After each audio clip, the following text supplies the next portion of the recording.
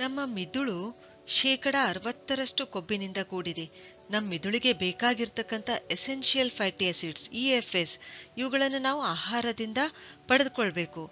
ತುಪ್ಪದಿಂದ ನಾವಿದನ್ನ ಪಡೆದುಕೊಳ್ಬಹುದು. ಅದಕ್ಕೆ ತುಪ್ಪವು ಏನಿದೆಯಲ್ಲ ಇದು ಬ್ರೈನ್ ಟಾನಿಕ್ ಆಗಿ ಕೆಲಸ ಮಾಡುತ್ತೆ. ಚರಕ ಮಹರ್ಷಿಗಳ ಪ್ರಕಾರ ನಮ್ಮ ಮಿದುಳಿಗೆ ಸಂಬಂಧಿಸಿದ ಎಲ್ಲಾ ರೋಗಗಳಿಗೆ ತುಪ್ಪವು ಎಲ್ಲಕ್ಕಿಂತ ಸರ್ವಶ್ರೇಷ್ಠ.